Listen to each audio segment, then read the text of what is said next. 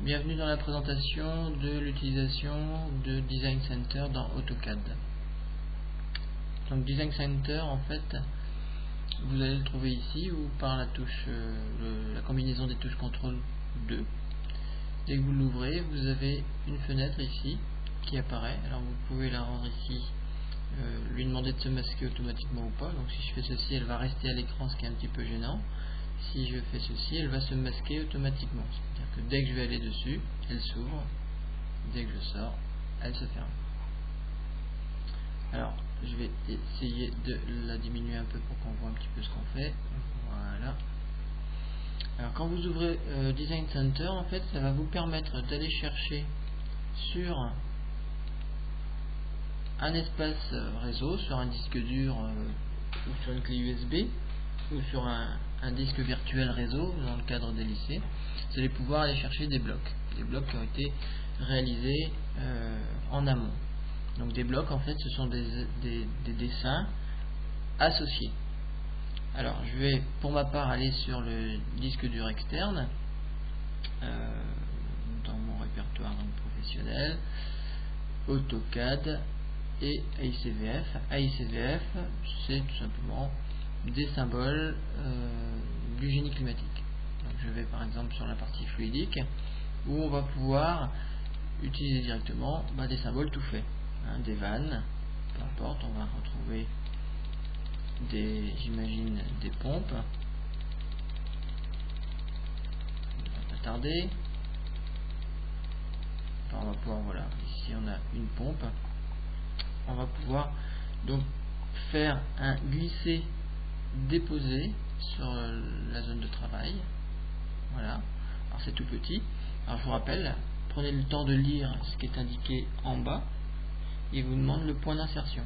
Je veux l'insérer. Je vais faire d'abord un zoom avant avec la roulette. Je veux l'insérer par exemple ici. Ensuite il me demande le facteur d'échelle en X. Donc, pour l'instant je ne veux pas de facteur d'échelle en X. Je fais entrer au clavier. Facteur d'échelle en Y aucun. Je fais entrer. Est-ce que vous voulez une rotation, oui ou non? J'en veux pas, je fais entrer. Et voilà, c'est terminé. Je vais pouvoir prendre un autre symbole. Donc on va prendre une vanne qu'on avait vue tout à l'heure, par exemple. Voilà, celle-ci me paraît bien. Je vais la prendre en glisser-déposer. Et je vais pouvoir venir la rajouter. Donc facteur d'échelle en X. Me demande le logiciel aucun, je fais entrer, voilà, et c'est posé. Alors surtout, je n'oublie pas de travailler en accrochage objet. Si les points d'accrochage sont pas satisfaisants, vous pouvez ici les modifier. Je vais à présent aller sélectionner une chaudière, par exemple, en production de chaleur. On va prendre une chaudière, celle-ci. Je la prends, je glisse, je dépose.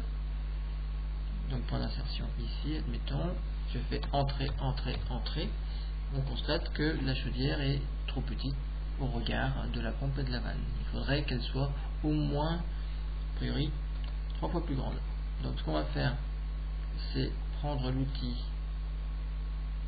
échelle. Il me demande choix des objets, donc on va prendre ceci.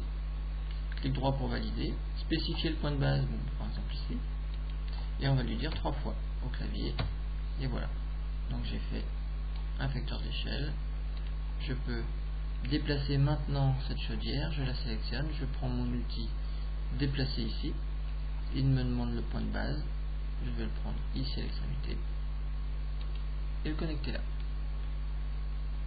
Donc voilà le principe de fonctionnement de l'outil Design Center. Ça vous permet donc d'insérer des blocs qui correspondent à des objets d'une bibliothèque qui a été créée préalablement ou que vous avez pris le temps de créer.